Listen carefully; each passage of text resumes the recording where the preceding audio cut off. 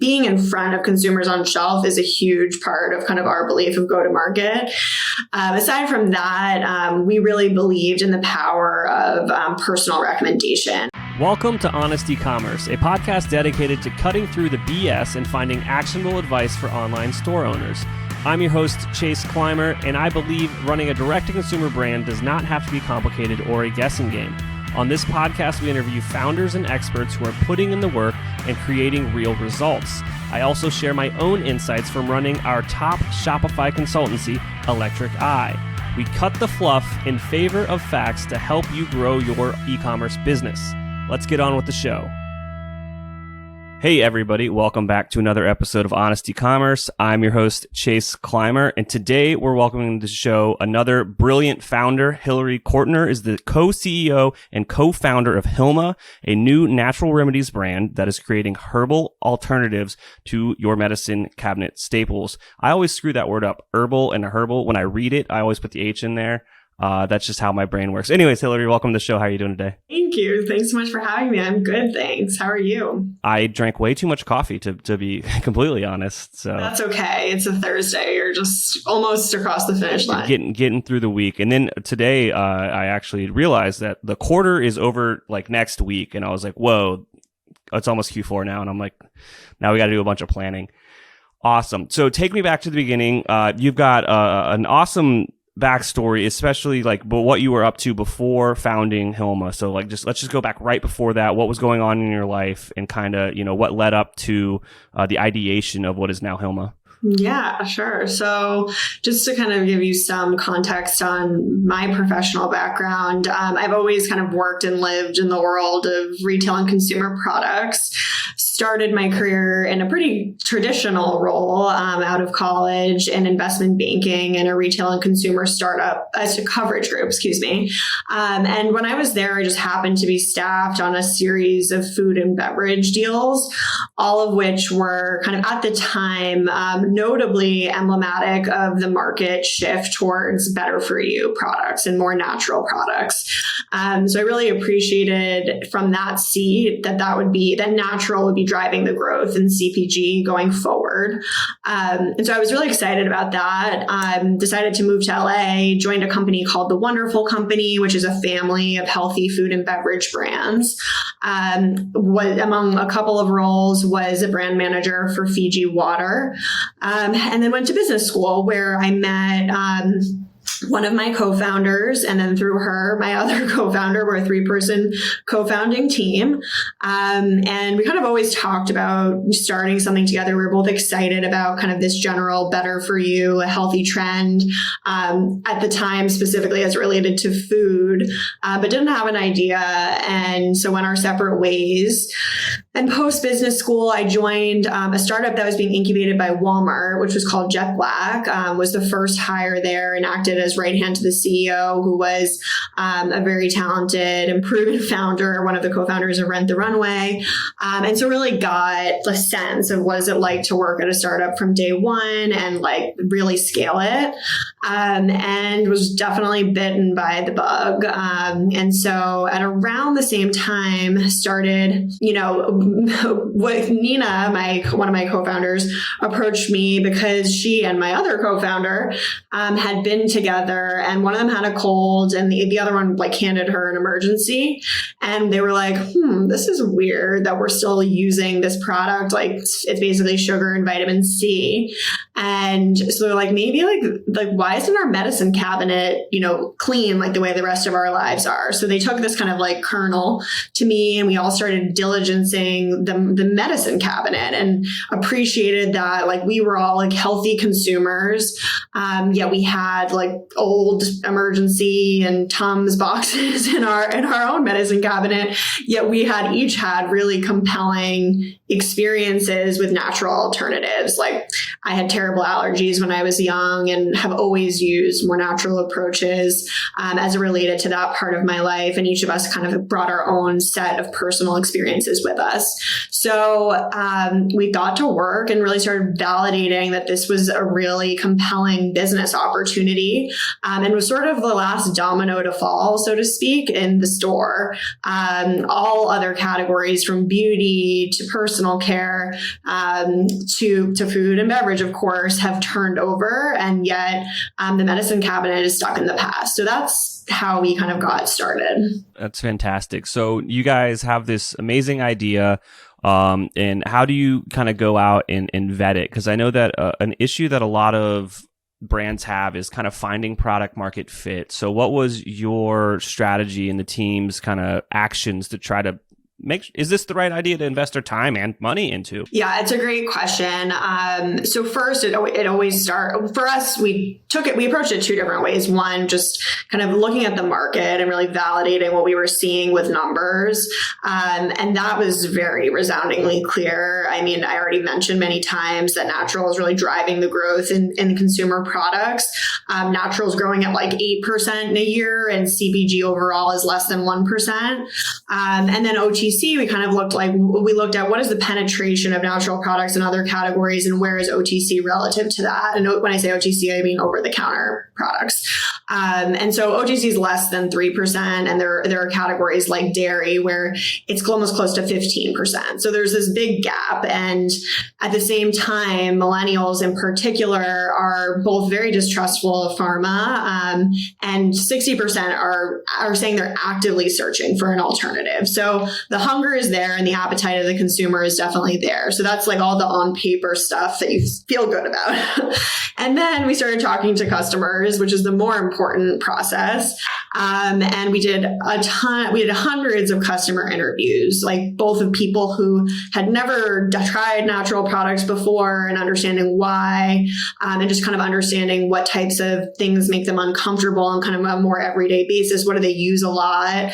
And what are their current set of solutions? What do they like about them? What do they don't like about them? And then also people who are already kind of in the natural market, and similar questions like, what do they like about what they're using? What do they not like about what they're using? And we really through that honed on where we wanted to be different and where we thought that there was an opportunity to stand out. Perfect advice there. I think that the number one advice that I usually get on this show is just talk to your customers at any stage of the process, and you're gonna find answers. All right, so you have a validated idea now. How did you approach kind of getting everything going? How long did it take from actually, I guess the first question would be is how long did it take from the inception of this idea, where you saw this opportunity, to going live with your actual e-commerce store? What did that journey? How long did that take? That time, it's just like, it's really hard to, I feel like it was so like, we were really like, it's probably about 2 years, to be honest, start to finish, like maybe a little more, about a year of pre-work before like we really started, working on the site, et cetera, like all that validation. And then a year as we were officially kind of like working on it leading up to the launch. And that, I think like the lead time is different depending on the nature of the business. But for us, we were creating physical products that needed to be well researched and, safe for people and validated to work. So there was a lot of complexity there as far as assembling the right team of experts, getting the right manufacturers in place, doing the right research validation, in addition to all of like the normal things that you do to start kind of a direct to consumer brand, or an e-commerce brand. So yeah, it took a while. Yeah, I guess what I wanted to highlight there for the listeners is like, good things take time, and it's, overnight isn't really how these things get started. Especially you guys kind of took a little bit of a different approach as most people. Do you want to kind of speak a bit to that? In what sense? Do you mean in the way that we created the business, or just like how we're positioning the products is different from? You were approaching it differently than others, like people that have come out with these products before. Yeah. So I think like at a high level, the way that we think about how we're different is we kind of sit between over-the-counter products and what we call kind of the hippy-dippy herbal market, which is very well established. And people have been using herbs medicinally for generations. And so we had a couple of kind of foundational beliefs that, we believed were important to bring these types of remedies to a mainstream market. The first of which was, how do we harness science and really bring data to the consumer so that they could take a leap of faith and try something that for most people is different than what they're used to. So you asked kind of what were the things that we did very early days to get this idea off the ground. One of the first things we did was create a board of scientific advisors, which includes traditional MDs and holistic practitioners. And they're really the foundation of our product development strategy. We work with them on all of our formulations. So that's the first pillar of our scientific difference. The second is that, this is a crowded market, and there are a lot of trendy ingredients that spring up, some of which I'm sure have great efficacy. But we took a stance early on that we wanted to only work and include ingredients that have been validated with clinical research. And so we really haven't included anything that's bleeding edge in our own products to avoid the risk of it being debunked in, a couple of months' time. And then the last piece, which is very different from our peers, is that we conduct our own primary clinical research. So we completed that on our first 3 products today, and we have plans and hope to continue doing that on select products going forward. So that is the main differentiation, aside from the baseline positioning that we believe we need to be price accessible and what has become a very inaccessible wellness market, and distribution accessible. We are stocked in shelves in Target, we're on Amazon, we're on our own site, and we want to be kind of as easy to understand as possible. Oh, absolutely. And I definitely want to get into the omni-channel strategy in a little bit. But I guess my next question is, what was you've got these products, you've got all this validation, you're excited to get started. What was the go-to-market strategy? How did you get buzz about this new natural remedies brand out there? Yeah. So a big part of our go-to-market strategy was just a belief that we needed to be omni-channel. And that's because of the way that people shop this category. So, we launched our own direct-to-consumer site. We, in parallel, built up a footprint of natural and specialty brick and mortar stores that people could discover us in real life, even though it was, we launched directly into COVID. So that was a little bit different than what we thought. And at the same time, worked on getting ourselves into Grove Collaborative, Thrive Market, on Amazon. And as we mentioned, we launched in Target last year. So that is being in front of consumers on shelf is a huge part of kind of our belief of go-to-market. Aside from that, we really believed in the power of personal recommendation. And so all of our marketing is really channeled through, we have a grassroots kind of affiliate program, which is, a network of ambassadors that are health authorities who speak about Hilma, when they use them, why they think they're different. And, we try to harness, of course, the virality of a personal recommendation through friends and people who have loved and found benefit with the product, because there's nothing like someone saying, I used to take X thing all the time, felt badly about it. So I wanted to try something different. So I found this brand, and I was skeptical, and, it really worked. And that's so cool because, it has things like chamomile in it versus something that's bright pink. And so that narrative space, there's nothing like it as far as convincing someone to take the leap and try some products. Absolutely. So I know a lot of the listeners out here, they're probably a little more nerdy might be a way to describe it. So could you talk a bit more about kind of the choices you made and the selections you made in technology? Are there anything in that regard that was definitely a game changer for you guys? Well, luckily for me, I do not have a technical background. We have a pretty straightforward e-commerce website. We built on Shopify. We use probably the standard apps as it relates to kind of the various things that we need. And I'm happy to kind of talk talk through what like the stack is, and in some cases were interesting. But honestly, there wasn't anything super differentiated. And I think that just speaks to the moment that we're in, where it's such a well-developed ecosystem that kind of like most people can like stand up a site. Obviously, we had a help for sure, and find kind of the tools that they need. And so we're always kind of keeping our eyes out for ways, I think mostly as it relates to like speaking to and having an intimate experience with our customers. So we really are pay attention to the evolution of customer experience as it relates to our product and tech.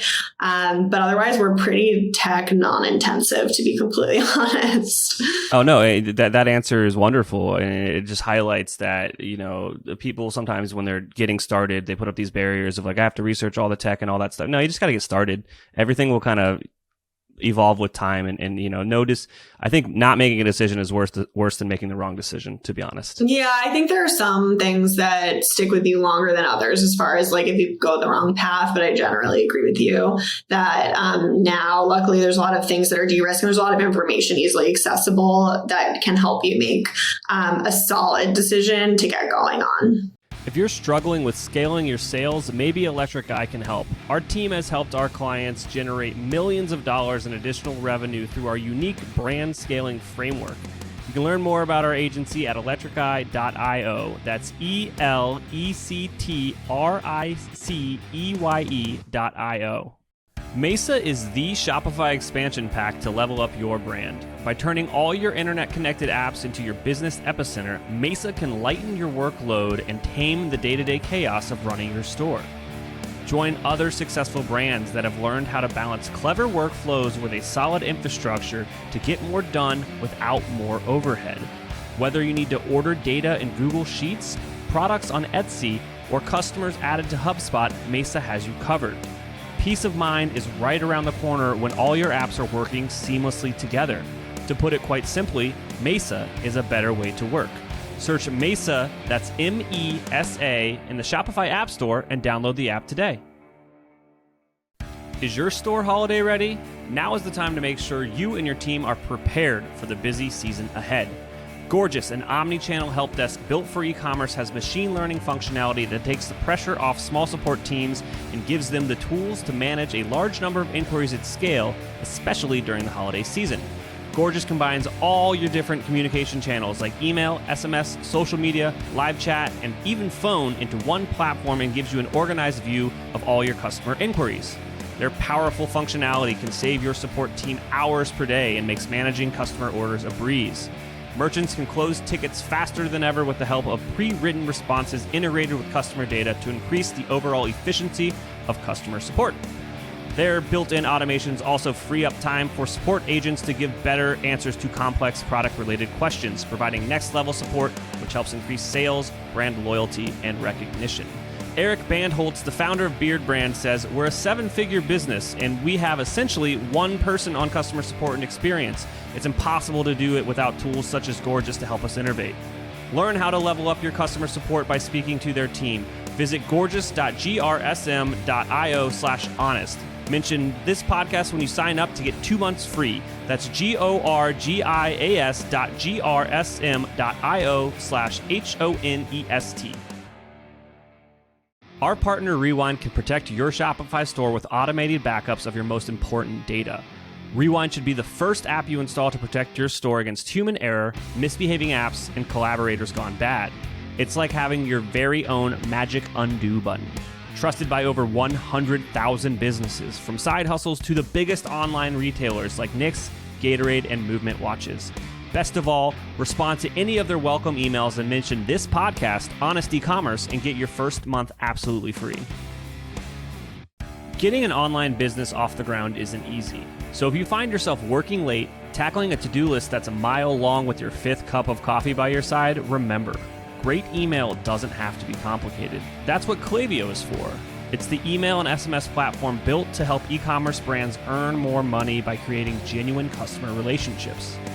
Once you set up your free Klaviyo account, you can start sending beautiful, branded messages in minutes thanks to drag-and-drop design templates and built-in guidance. And with e-commerce specific recommendations and insights, you can keep growing your business as you go. Get started with a free account at Klaviyo.com/honest. That's KLAVIYO.com/HONEST. Well, I guess kind of in the spirit of making the wrong decision, is there anything in kind of the last couple of years of running the business where, you know, you'd like to go back in time and tell yourself, don't do that, or like just something that stands out to you that you want to let the listeners know, like, hey, don't make the same mistake that we made in this particular regard? I mean, there's probably so many. I'm trying to think of a helpful example that's like a little bit more applicable to anyone's business.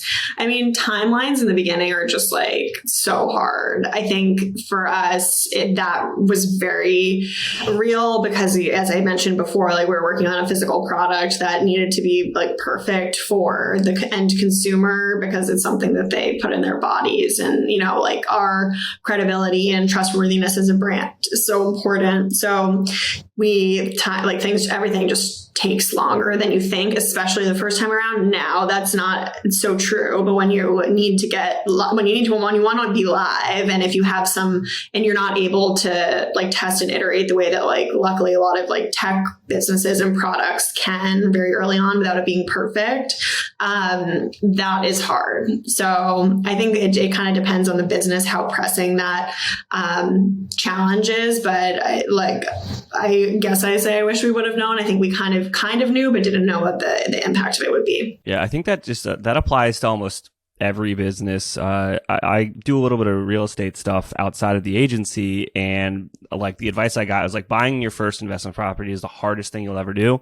And then each time it just gets a little bit easier because you start to know what's going on. You start to have systems in place, and it's not your first rodeo. I think it's the same with any type of business. Mm-hmm. Yeah, for sure. Definitely things get easier over time. You definitely know what the pitfalls are. Exactly. So with going with an omni-channel strategy and getting into Target, which congrats, by the way, how much of a multiplier of effort and attention and time, I guess, would that be considered with just like picking one channel first and going kind of straight that way? Yeah, well, I mean, to be fair, we did pick one channel first in the sense that like we made the choice to launch direct to consumer, which many brands do for the same reasons that we did, which is that all the things we just talked about of, you know, the ability to get something stood up and like learn really quickly about your customer is the best there. But I think as we looked forward for the brand, even, you know, however many years, like now almost 2 years ago, which was a very different context, we knew that, as I mentioned before, that we just needed to be where the customer was, where they were thinking about these products. And that is definitely at retail. So we had to design the team to be able to manage that multiple channels at once. And so the way that we did that is like, as a founding team, like, you know, we split channel focus so that like there really are skills that you build as it relates to building a direct to consumer brand or a digital brand specifically, and managing marketing spend and allocating that marketing spend. That's completely different than a sales process at a retailer. And so we sort of divided and conquered in order to manage that as a team. But, you know, we've been particularly happy that we did that early on and set the foundation early on, because the landscape over the last, like since we launched last January, has changed remarkably online. And the pure play DTC brand is becoming more and more a relic of the past when it comes to consumer. And so we have luckily gotten somewhat of a head start there, which like we may not have prioritized doing as quickly, call it like even 3-5 years ago. So yeah. Absolutely. I like how you kind of just shared with us that you had to divide and conquer on those channels, because they are almost a full-time kind of job to start building those things out. And especially the way that you approach them is just completely different, where the Shopify store is a lot of data and a lot of numbers, where retail is a lot about relationships, and it's just a completely different style to kind of grow that arm of the business. Is there anything that I forgot to ask you that you think would be worthwhile to share with our audience? No, but you actually, the way that you just rephrased that made me also think that, like, for people who are considering kind of an omnichannel strategy, we've really benefited as it comes to building retail from having that type of rich customer data and experience from our online businesses, because that's that like firsthand feedback that retailers are extremely hungry for. And so the left hand, like, definitely served the right. Like, they really have been harmonious, which oftentimes people feel like, oh, they might dilute the impact of the other. But for us, like, it's, rising tides raise all ships, and we really do consider them like a generally awareness at the beginning to be kind of the most important thing that we can get. Oh, absolutely. What have you not mentioned? Honestly, I think we just covered a lot in a really short period of time. Is there anything that you are wondering about? Well, no, I mean, well, you said that a rising tide raises all ships, and I think there's something to be said about you also made a play onto Amazon early on, and maybe talk about the decision making behind that, because I know a lot of brands out there fear Amazon in a sense. So could you explain kind of the reasoning behind that choice? Yeah, and I think it's different for every brand. And again, like, so dependent on the category. For us, it was also very dependent on the time. As I mentioned, we launched end of January 2020. So, like, our first year of business was a COVID story, and, still kind of is. So our view of, like, the impact of physical retail was definitely challenged in the first 12 months of doing business, and is now starting to rebound. But in the meantime, like, we didn't want to just wait around. So we saw so much of that dislocation in store was going to Amazon, and particularly in our category. And so that was just like, oh, we were going to do it eventually, but we just accelerated that decision. And at the same time, Amazon has made a lot of effort to kind of improve the tools that brand owners have at their disposal to really tell the brand story visually. And so that's lucky that we kind of like happened to enter the ecosystem at that time where, we have a really beautiful store on Amazon, which makes the brand stand out. And again, like, we were able to leverage a lot of the insights around what worked on our site, like, to that Amazon experience. And we do find, which makes kind of like our customer and the unit economics challenging to report out on, when we interview customers, like, they buy across like all three of our channels, whether it be our direct site, Amazon, and at retail. And it's just like, where are we when they need it? Do they need it slightly faster? They go to Amazon. Do they need it right now and they're in store? Like, they'll pick it up. Or do they want to try a special bundle? They go to our website. So there really is this nice synergy of having kind of different experiences available to the customers that are loyal to you. Absolutely. Now, and this is a question that you may not be able to share the answer with me, but is going into Amazon and the velocity that you see capitalizing on just the traffic that monstrosity gets, did that velocity help you guys kind of hit kind of unit economics, make them cheaper, economies of scale, and be able to invest back in the other parts of the business? In general terms, it's still very early days, but we appreciate just like the magnitude of difference in terms of the audience on Amazon. It's just like, it's completely different. And we have a slightly different customer, which is really interesting to analyze there. And in general, yes, like, it's the volumes of servicing multiple channels, but like also at retail, it helps the whole business. So yes, I think it is important. Like, you have to be set up to operationally handle each of those channels, which like we alluded to just a minute ago.